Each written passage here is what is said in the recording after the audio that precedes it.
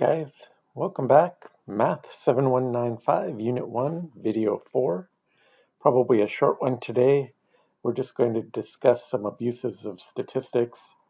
This is a topic that we'll like to cover because we want to make sure that we avoid some of the pitfalls of statistics so we don't make mistakes and abuse statistics ourselves.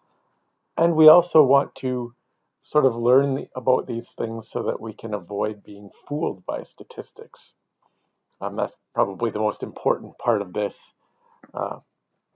is being able to be very critical of stats. I hope by the end of this course, that's one of the biggest things you take away, is that whenever you see some statistics published anywhere, whether it be on TV or on a Twitter feed,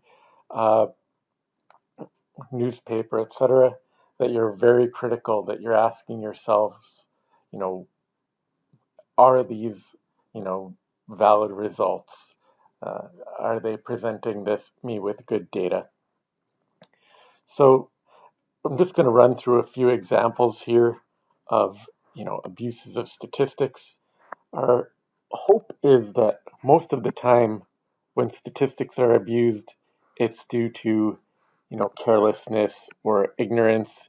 Everybody takes one semester of statistics, and the next thing you know, they think they're a statistician, and maybe they just didn't know any better.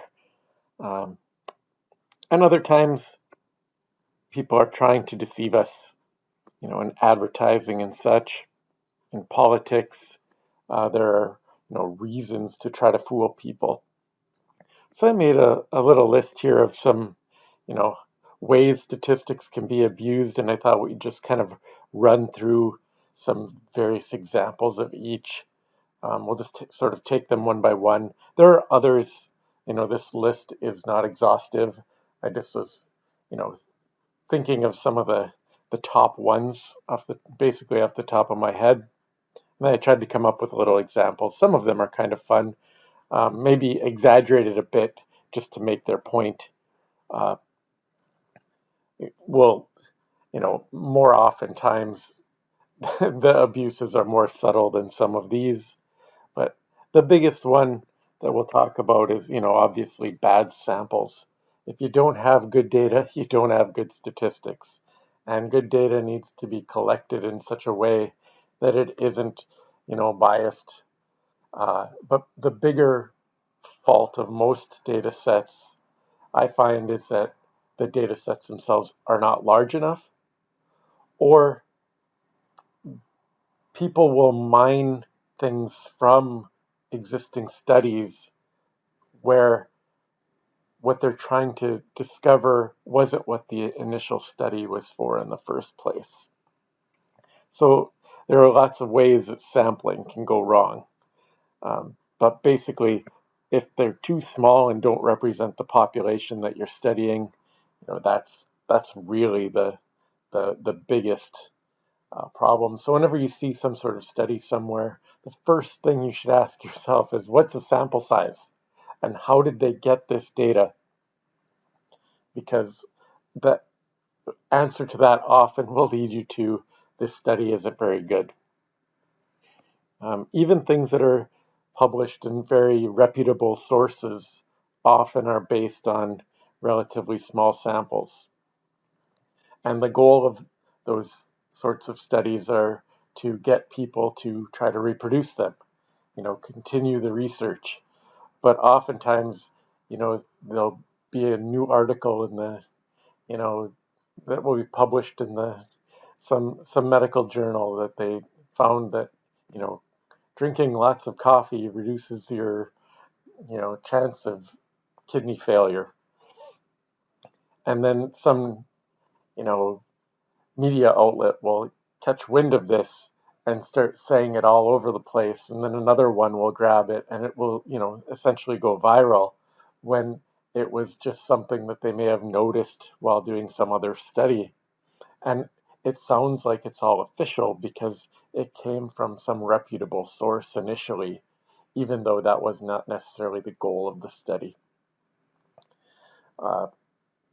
Biased samples, here's where, something has gone wrong and you're over or underestimating something based on the way you collected your data.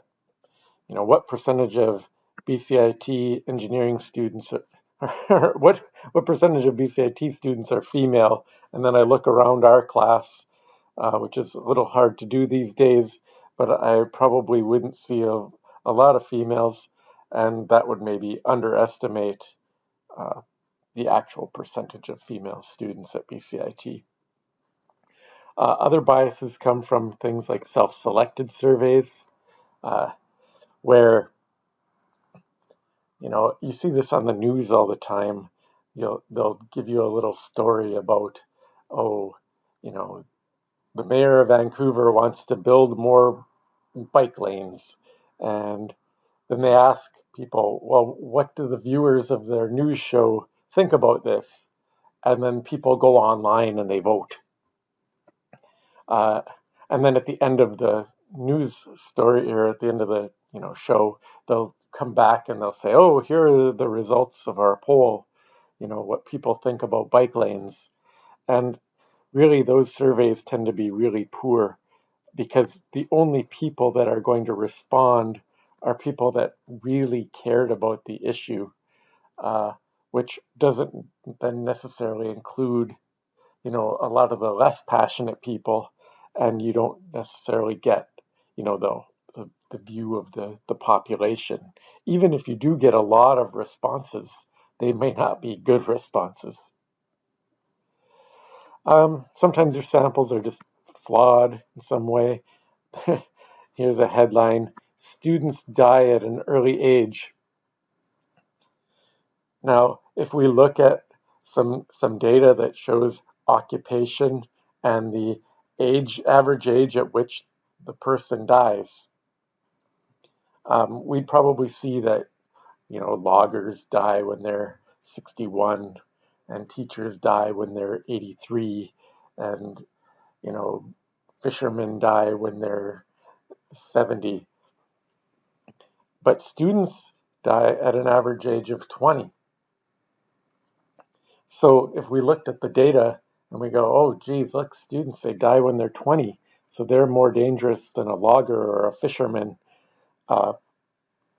Obviously, that's a flawed sample, as we all know. If you are in school, you are most likely younger, and so that if you were to die, obviously you died at a young age, and therefore the average age of death of a student is very low. Percentages are another interesting way to distort things. Here's two headlines. The Vancouver Moon says, average property taxes in Vancouver increased by $100, in rural areas up by only $40. Vancouver residents screwed again. A real professional newspaper there. The Keremeos Echo, the very same day, has a headline: property tax in Keremeos up by 10%. In Vancouver, up by only 5%. Why should we pay more? And if we, analyze this a little bit, the Vancouver taxes maybe are $2,000 a year, and they went up by $100, so they're now $2,100. In Keremeos, they went up by $40, so now they're $440. So the increase, yeah, that is 5%, and yep, Keremeos was 10%, and the increases were $100 and $40 respectively. So both headlines completely accurate. We can, both of them are selling newspapers that day, because they slanted the story towards their readers. This is a case where when you only give part of the picture, you can basically manipulate it any way you want. I find that percentages often gets distorted in another way, and it's sort of similar to this example, when you have small numbers, you know, the number of murders in Vancouver have gone up 300% in the last month. Well, if there was only one murder last month and they've, gone up by 3 or 4 murders the next month, it looks like it's this gigantic increase. And I guess it is, but when we think 300% increase, we're thinking that it was based off of a bigger number to begin with.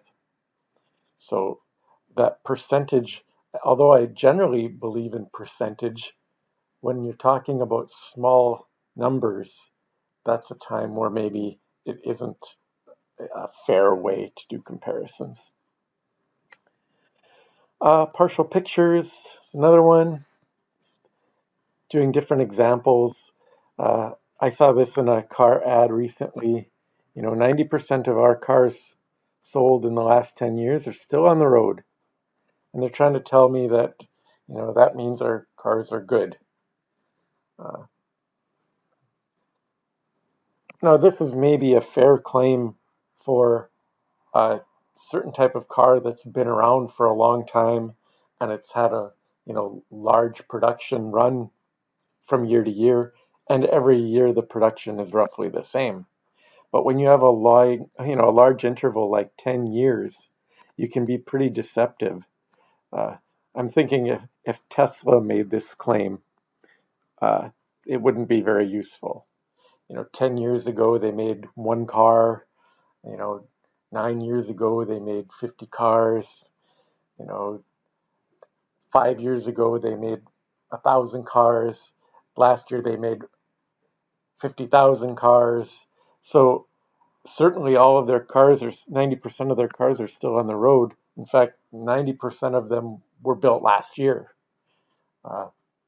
So we really have to be careful when we're given something like a long time frame like that, where we don't know the distribution within the year or within those 10 years.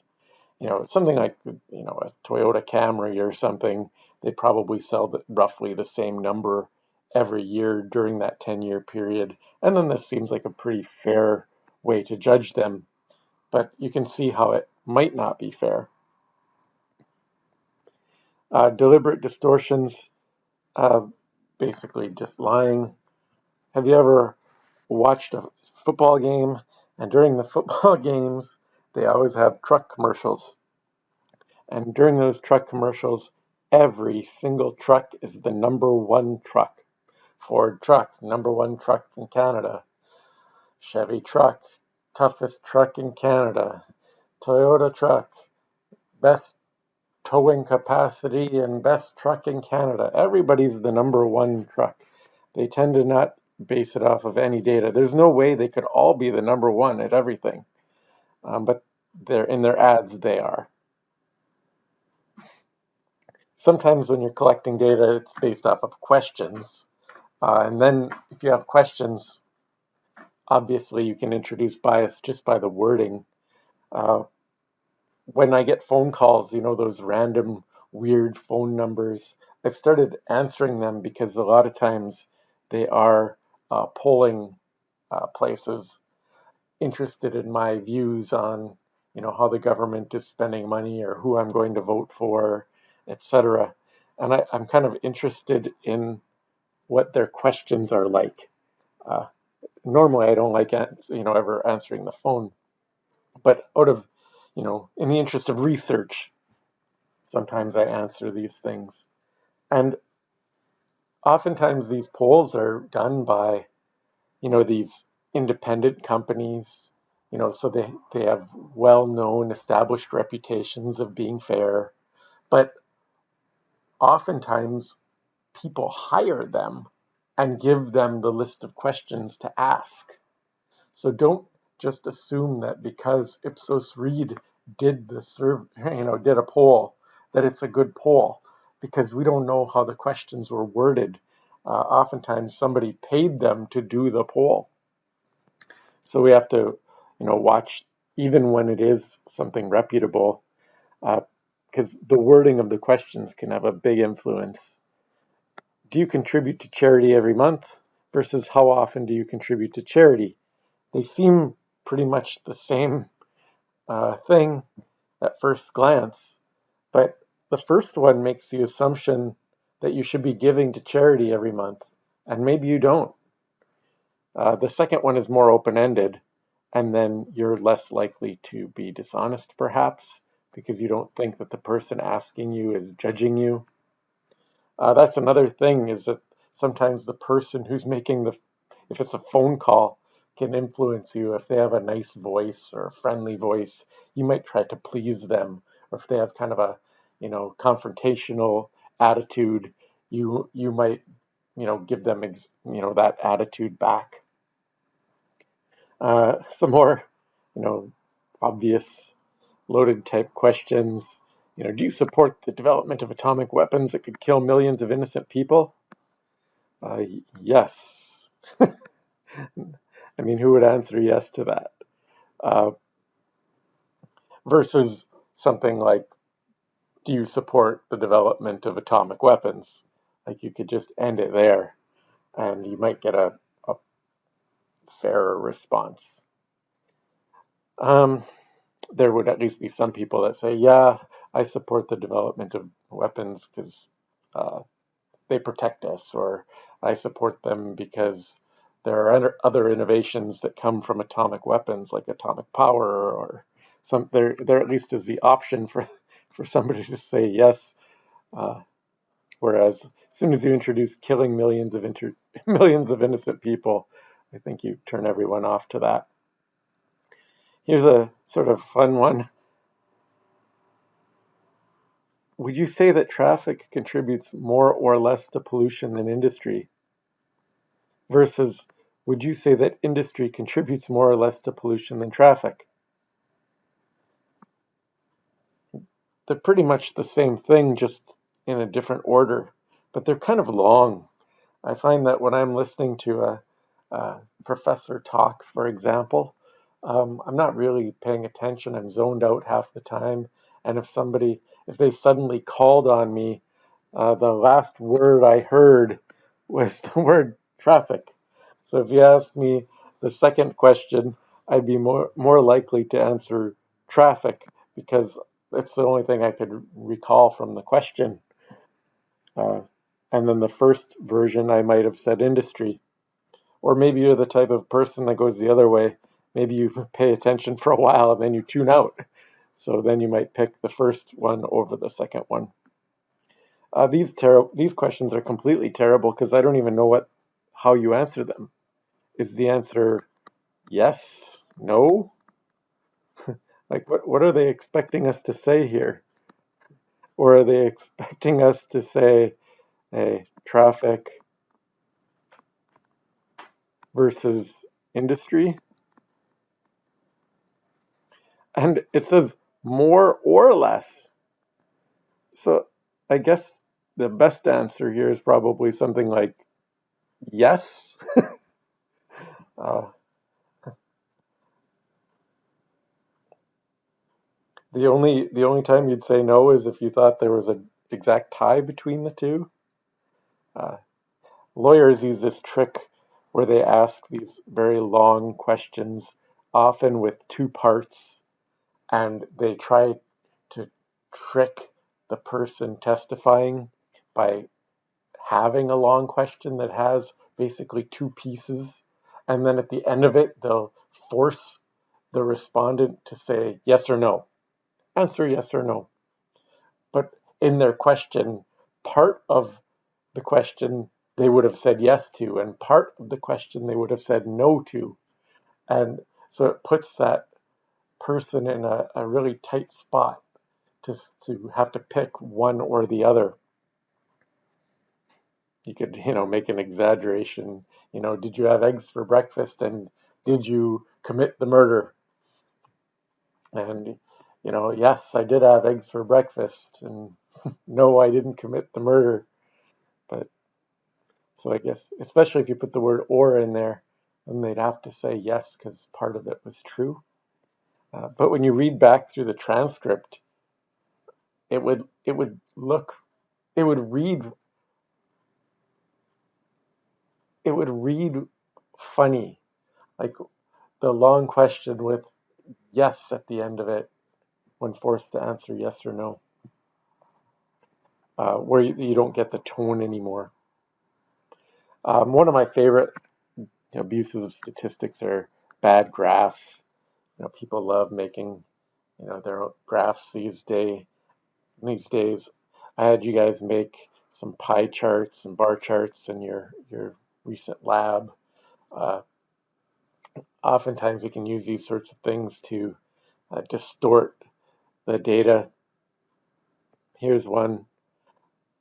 Right before an election, the premier of the province in BC goes on television and is trying to tell us how great things are, hoping to get reelected.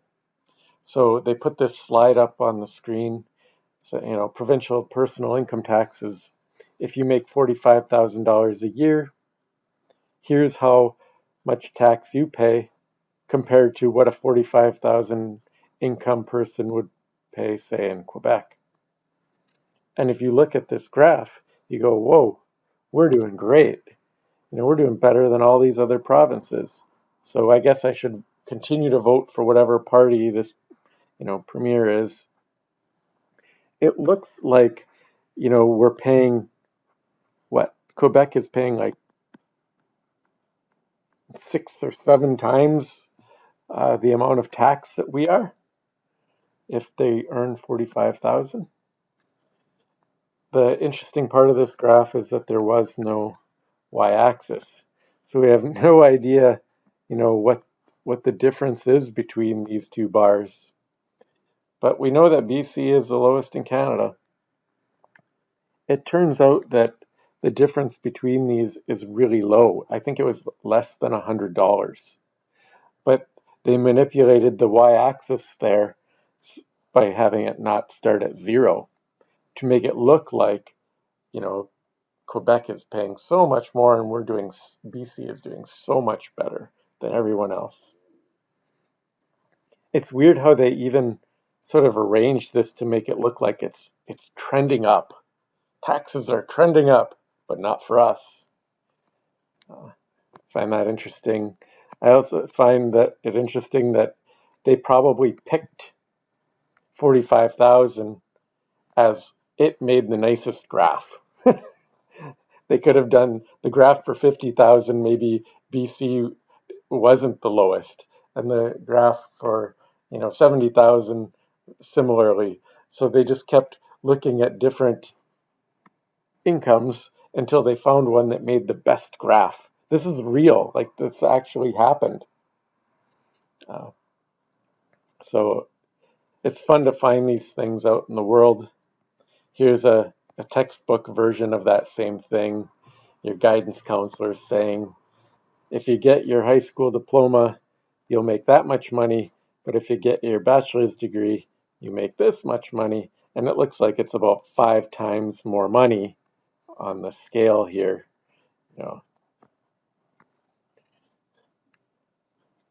In this case, they're using their deception possibly for good, but we make the plot on the correct scale. Sure, we see there's a difference between the two, but it's not nearly as exaggerated as they made it out to be.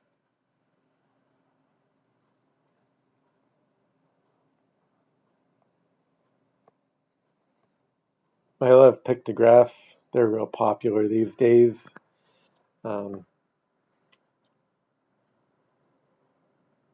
Men make this much money.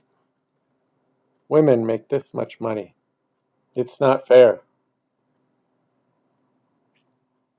What are we supposed to be comparing there? The height of the cubes or the volume of the cubes? Because a cube, doubling the side of these cubes makes it 8 times larger. Or how do I compare money bags? By height? Or am I actually supposed to imagine that they're 3D and this is a volume comparison? Precise numbers. This is where you put way too many sig figs just to try to convince people of something that you're more accurate than you actually are.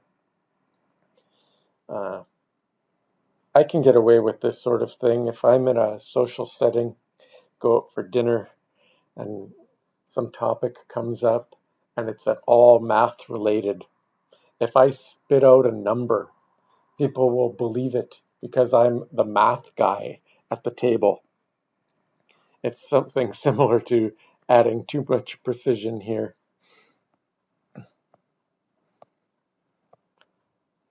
And then the design of the study, obviously lots of things can go wrong there.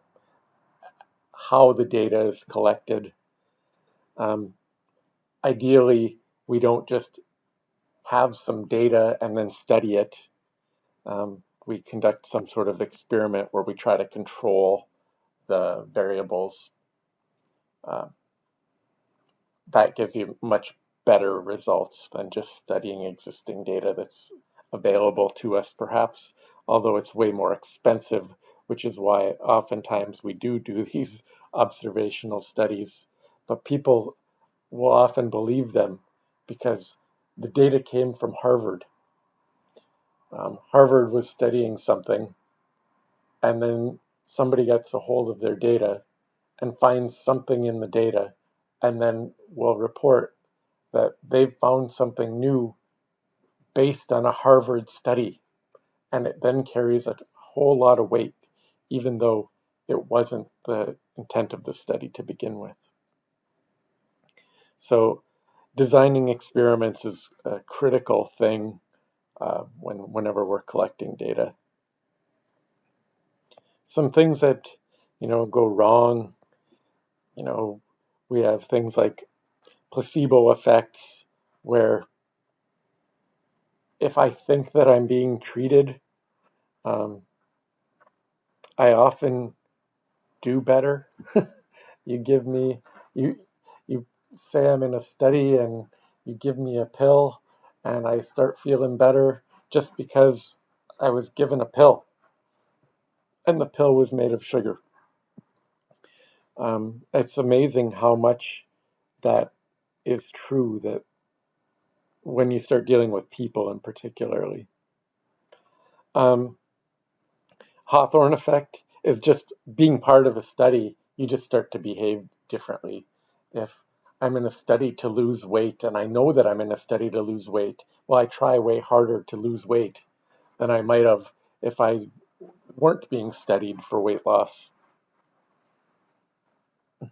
The Rosenthal effect, this is where, I sort of mentioned this earlier, if someone calls me on the phone and asks my opinion on something and they do it with a nice tone, I tend to want to please them. And that's very true. Confounding variables, a lot of times we aren't studying enough. We want to know the effects of exercise on weight loss. And we get 1,000 men and 1,000 women, and we keep track of how much they exercise and how much weight they lose over some period of time. Maybe we've left out some factors there, things like the age. Maybe that has an effect on it that we don't factor in, and we didn't study enough of certain age groups. Maybe our study had too many young people, and therefore that would affect the results. The results wouldn't necessarily apply to older people. So often that's a big problem, that there are variables lurking out there that we don't know about. Ways to fix this is blinding and double blinding, so no one knows what's going on. When you're doing a study, the experimenters don't know which subjects are getting which treatment, and the people getting the treatments don't know if they're getting the actual treatment or the placebo. That helps to disguise or cut down on any sort of these weird effects that happen. I found a website that does a nice discussion of this stuff. I love misleading statistics, especially real ones. This link here can go to it. It's about as long as this lecture probably, but it does a lot of interesting examples similar to what we've said. I love this one. 73.6% of statistics are made up. It's a precise number, so it's almost believable, but it's completely made up. And others. But we've mostly hit the same things. But if you're looking for more examples, if you find this interesting, I definitely recommend taking at least a spin through this website. Oftentimes on midterms and things, I will put a plot on there and say, what do you think? There'll be a headline and a plot, for example, and then you can comment on it, saying things like, oh, I don't think they collected enough data for this, or, oh, they used emotional wording in the headline, or, oh, look at that, the scale of this graph. They're trying to mislead us, or where did they get this data from? Is this per capita data? All those. Sometimes students will then go really far and say, aliens are influencing the results of this poll. One year I took an example. I was taking the bus to school on the day of the midterm, and you know how they give out those free newspapers on the bus? There was an article in there, and there was this neat, I think it was just a bar chart or something.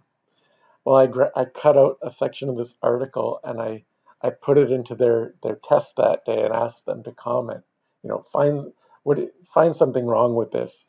And they, of course, and I left a lot of space on the page because it was just something I added at the last minute.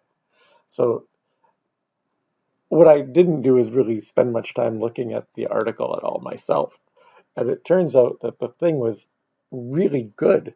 Like, I couldn't find anything wrong with it. The sample size was big. They explained how they collected the data. Like, everything about it was really good. The plot was to scale. And the poor students writing the midterm were trying to find things wrong with this, and they just couldn't. But they had this whole blank page of their test where they thought they should write what is wrong with it. And they thought because there was so much room, they should write a lot. And it was fun for me, not so much fun for them. I'll try not to do that to you guys in this situation. I think that's enough of Unit 1. Just be aware that statistics can be manipulated. As we go through the course, we'll talk about, this will come up throughout the whole course, but we can kind of be on the lookout. Whenever you see any bad stats out there, feel free to send me emails. You can get on my good side. I love links to bad stats. So, yeah, I think that's it for Unit 1. I will see you in our next video in Unit 2. Have a great day.